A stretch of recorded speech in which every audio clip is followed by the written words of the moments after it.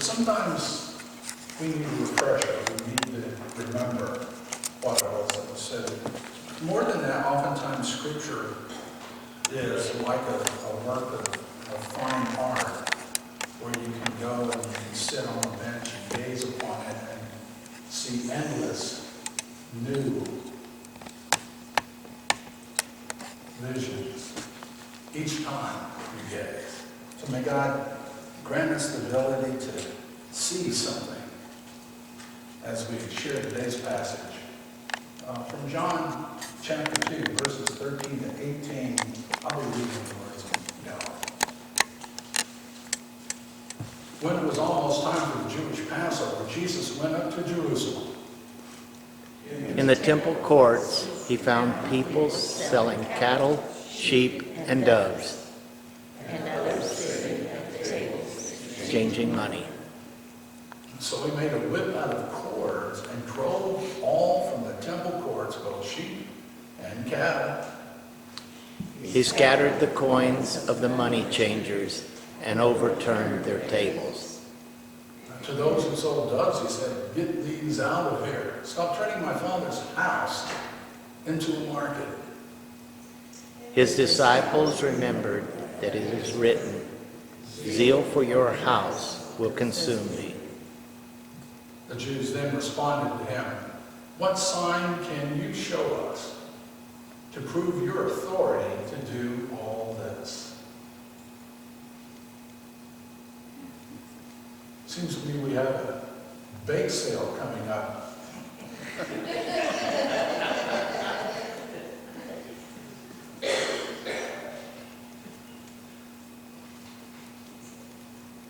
What authority, what sign, what proof? Who do you think you are? Of course, that's how they responded. John's gospel makes it so much more brutally honest than the other gospels, because in John's gospel, this is an early event. We're only in chapter 2. Jesus has made an appearance at a wedding. And the next thing you know, he goes to the temple and to the courts, absolutely like a madman. No matter how you feel about Jesus or what you think, anybody you saw with a whip chasing the animals away, turning over tables, and screaming at the people in charge would make you a little nervous. I wonder what Philip and Nathaniel are thinking now when Jesus goes in and confronts the way we do things around here. I bet you've never had a minister that stupid to walk in right away and simply challenge the way you do things. Or if you did, he wasn't there long. People don't stand for that. Of course, they say, do you have any evidence that shows you have the authority to tell us what to do? Do you have anything that shows you have the authority to challenge our ways, our decisions? We've been doing this a lot longer than you've been alive, son.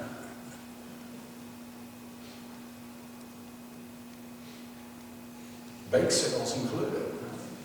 It's amazing what happens when someone has the audacity to stand up and tell people what you're doing is an abomination.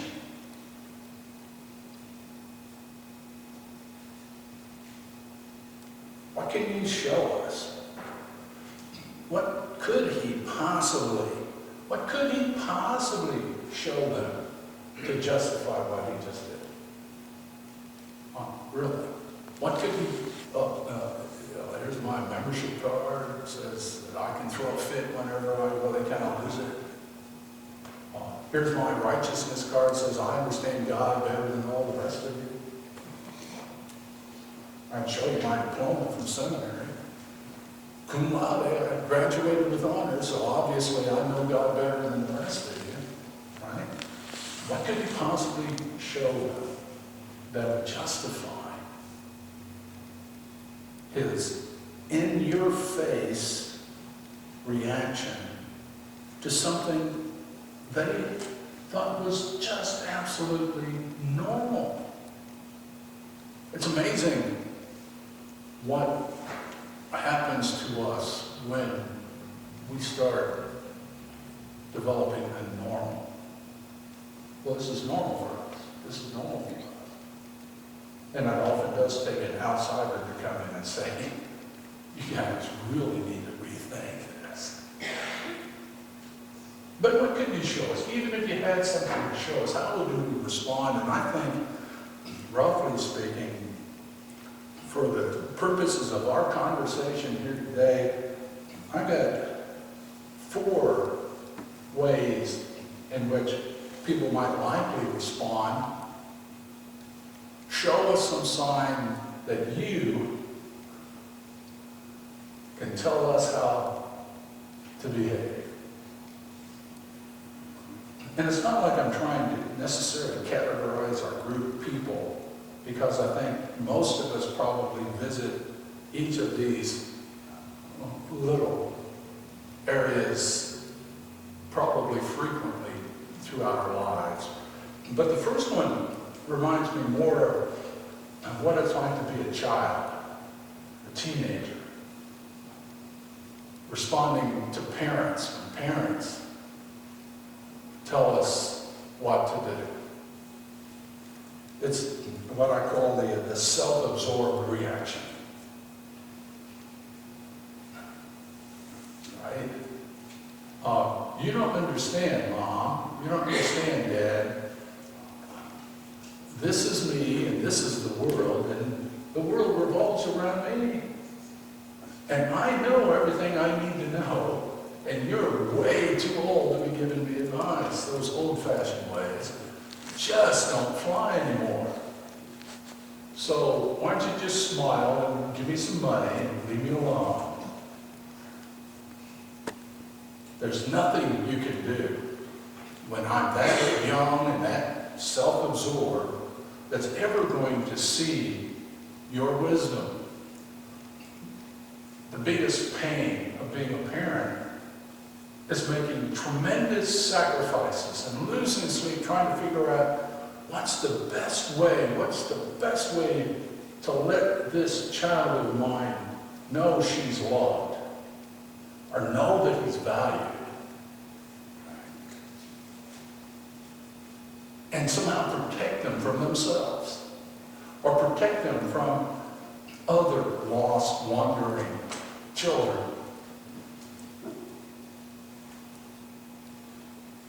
Sacrificing and losing sleep, and then having to deal with the fact that your kids have no concept of how difficult it is or how hard you want it to work.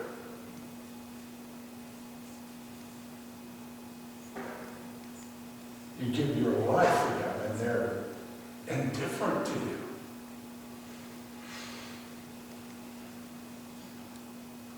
Sometimes throughout our whole lives, we fall back into that self-absorbed. We don't need anybody to tell us anything. I don't care who you are. I know best. You're irrelevant. Leave me alone. The self-absorbed response to anyone who tries to offer some guidance, encouragement, support, wisdom, direction.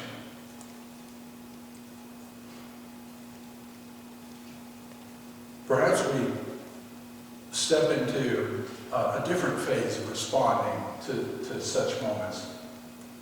There's no sense asking you to show us your authority because we are so naive. We just really don't get it. So naive, we don't understand everything that has to happen. We don't understand why you're doing this because we just can't see the big picture. In church life, it's manifested by people who say, well, what we need to do is just go out and get some new members. Wow, really? That's a novel idea.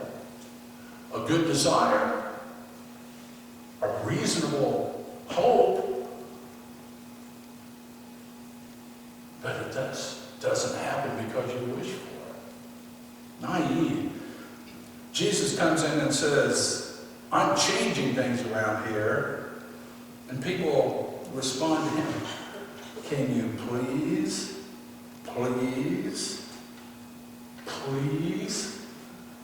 find a calmer way of doing it? Please. We want things to change, but we don't want anybody's feelings hurt. We want things to change, but we don't want any conflict. We want things to change, but we don't want things to change. Jesus, can you please do it without upsetting anybody? As if it's possible. Naive. Jesus, come and fix it. Just, don't wake me up. Naive. The next step is a little bit better. We have an idea. Something has to happen. But we're just nearsighted about it. And frankly, even I, standing here 2,000 years later, still ask myself, why did he have to do it this way? I mean, our tradition tells us that he knew all along he was going to be crucified, but why set yourself up on day one as an enemy of the powers that be? Why did you have to be so abrupt? Why so divisive? Why so flagrant? I still am short-sighted. I still don't see it.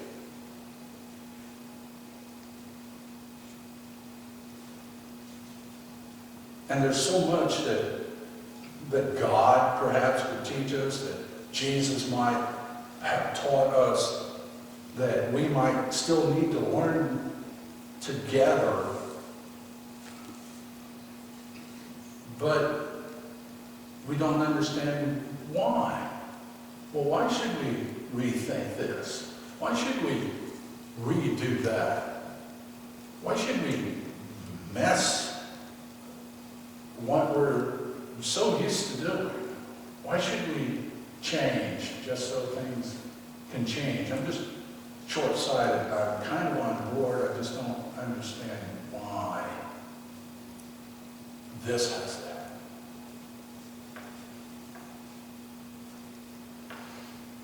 The fourth is perhaps the people who want to see it the clearest and understand it the best. They're the opposition. The people who knew right away that Jesus was trouble. When they asked him, by what authority? Can you show us something to justify what you just did? They weren't expecting an answer. They knew there wasn't any. They were making a point. You're out of line, son. You're way out of line. You need to respect the chief priests. You need to respect the elders. You need to respect the tradition. You need to respect the way we do things around here. And if you're not happy with it, you can always leave. But you don't come in here and throw a fit like that. Honestly, is there anybody in this room who wouldn't react that way to someone who did what Jesus did? I mean, we may run and hide, but we're certainly going to say, you don't do that here. That's not the way to change things. But if you're in opposition, it's even more pointed. Get back in your place, shut up, and do what we tell you to do. You don't know. You're just a kid, and it's amazing. Tradition tells us Jesus was about 30. When I was 30, I was pretty confident I knew what I was doing. I was getting crucified, but I'm pretty confident I knew what I was doing. Maybe not as confident as I was back when I was 17 and I knew everything. But I was pretty confident. And now that I'm more than twice that, I have this tendency to look at 30-year-olds like kids. Oh, you're a kid. One day you'll grow up and you'll understand. And yet, I have colleagues in their 30s, and I try my very best to cheer them on. You're idealistic. You're naive. Go for it. Because if they don't go for it, we're all lost. If you all resign yourself to the reality that as old people have learned to accept, there's very little hope that anything's ever going to change. So you go for it. I'll be here when you need to cry. But you go for it. That's what 30-year-olds are for, to be idealistic, to be in your face, to make a whip of chords and mess up everybody's day and say, you're not doing it right. I'm not 30 anymore. I don't do that in public.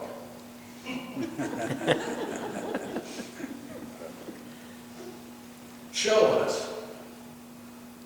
The question is not so much what could Jesus show us, but what are we willing to listen to?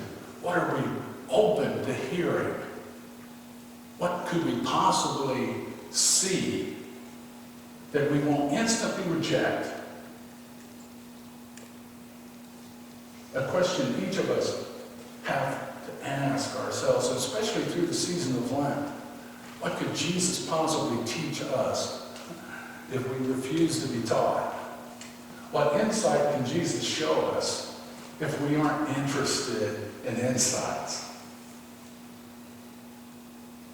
What is there new in the kingdom of God that Jesus could reveal to us if we don't want anything new? What can we learn from Jesus if we're already convinced that we know everything we need to know?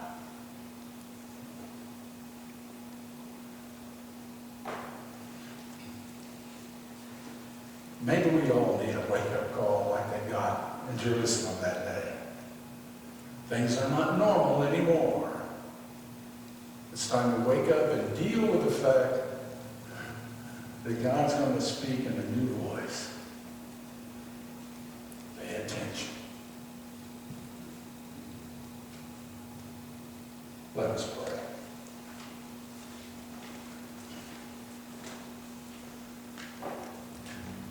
We come to you, O God, often confident and capable